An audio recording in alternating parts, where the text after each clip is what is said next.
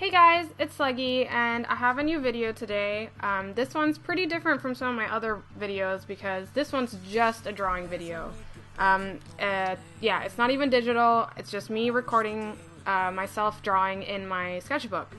I wanted to do this because I wanted to show you guys my process of studying something that I'm not familiar with, because you know, you're never expected to just know how to draw a horse or a cow or something. You have to go through some kind of process of learning what that animal is like. So here I have photo references in my laptop next to me, and I'm pretty much just doing a lot of doodles of raccoons, and that's my animal of choice for this project of mine to study raccoons. So the first page you just saw, not this one, I was trying to draw them really realistically, trying to figure out their details and giving myself notes, you know, of things that I should keep in mind. For example, I think I wrote down at some point that they have 5 toes and 5 fingers, unlike most animals that have 4. But then this drawing that I'm doing right now, it's a lot quicker, it's less detailed, it's just really quick gesture drawings of me trying to figure out the general action of what they're doing. And really, there's no, like, you do this and then you do that, and or like, there's no, like, step-by-step process. It's really just really be honest with yourself at the time. Like, what do you think would make you understand this animal or this subject more? So at first, for me, I felt like I should draw them realistically at first and kind of with a bit more detail, just so that I can get an idea of what they look like.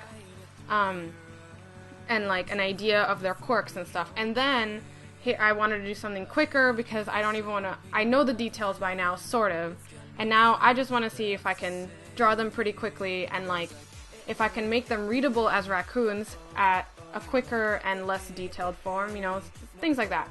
And something to keep in mind, I think, is remember that this is for you. I think a lot of people sometimes feel like they have to make their sketchbook pretty because they're anticipating that one day somebody is going to be looking inside their sketchbook, and you know, you obviously of course want to have pretty stuff in your sketchbook so that when people look at it, it's like, oh wow, you're such an awesome artist and stuff. But just also don't forget that this is for you. So just now there, I was doing a top, front, and side view of the raccoon because I feel like that would really help me understand, you know, them in 3D. So just be honest with yourself about what you think would help you. So here I've already felt like I've done quite a bit of, you know, studying of them. And so now I'm trying to see if I can stylize them. So the first one, I tried one with really big nose. Another one I tried to go for like a weird Disney style. This one right now I'm going for something a bit more graphic and kind of just, you know, those huge eyes. And then, now this part, I really want everyone to, you know, I want it to sink in, is that the next thing I did was I went to one of my professors and I showed her all my drawings, and I wanted her to give me feedback on what I can do to improve. And so these drawings that I'm doing right now on this clipboard is the drawings that I've done after I've gotten critique from her, and I think there's a pretty big difference. I want to emphasize how important it is to get feedback if you can. I know some of you don't go to school or like don't go to an art school, or your resources are just limited. So, you know, you'll just have to do your best with that. Like, maybe just find someone that you trust that you think that would look at it as well. But something that she had me do that was really helpful was she recommended 2 books to me. And I'll put it in the description as well if anyone was interested in getting these books. But I did artist studies in that book just so that I can understand what makes a better animal drawing. But pretty much the biggest critique that she gave me in my previous drawings was that that there were some nice things, however, I was still not really understanding the structure of the animal, particularly in the shoulder area. Like, there was a flatness to my drawings, and if you go back and look at it, there are. I didn't see it at first, but she told me that there's a flatness to my drawings and that there's less volume, or there's less understanding of the shoulders in particular.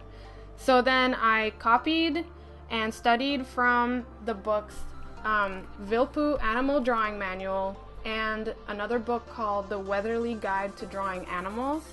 Once again, I'll put that in the description. And these books are awesome. It's not an anatomy book. It's not gonna have like slices of muscle and bone structure and stuff. It's about how to capture an animal and to show that it looks believable. So after I did that, after I did a bunch of studies from those books, I then did these new drawings to see if I can incorporate what I learned from those studies into new drawings of raccoons. So this drawing I'm doing right now, I slowed it down. It's at real time, so you can see exactly what I'm doing.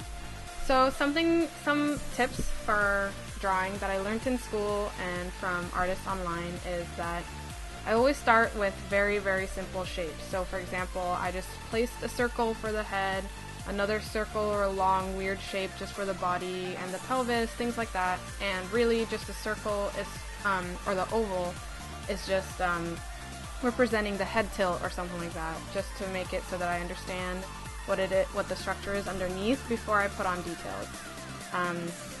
So here now I'm starting to put on details. I started with the face because I've already gotten the head, the chest, and the way all of it looks. Now I'm just placing in, you know, like the ears now and like where the eyes are and stuff like that. And now I'm starting to do the legs and stuff. But I'm trying to make sure that that shoulder is really apparent.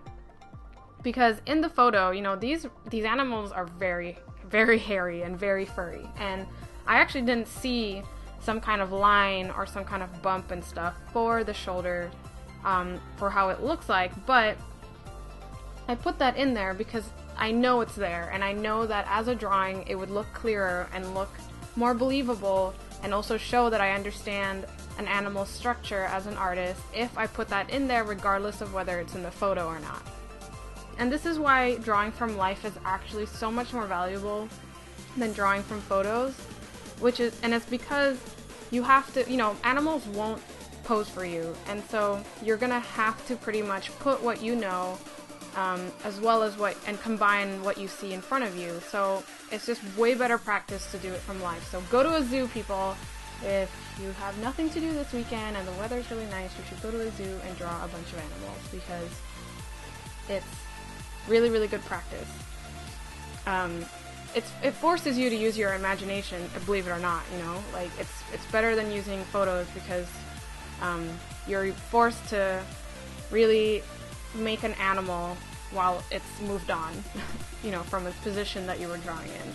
Pretty much what you have to do is take a mental picture in your head and draw it. So if you can't do that, however, another thing that I suggest is to go online and look at a picture and look at it for like maybe, you know, okay, I guess as long as you need, but just look at it one time.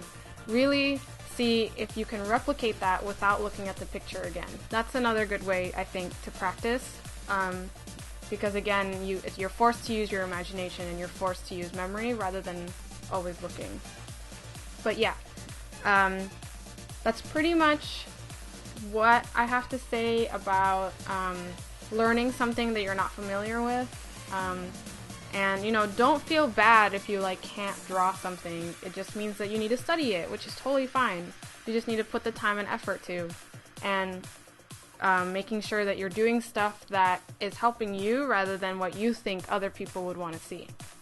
But pretty much, we're kind of nearing the end of my video. I'm just showing some of the rest of the drawings on this page. But yeah, thanks so much for watching. I hope this wasn't too boring. I know maybe the drawing part is not as exciting as like coloring and stuff, but I still hope that you enjoyed it and find this useful. Anyway, thanks for watching, guys, and I'll see you in another video. Bye!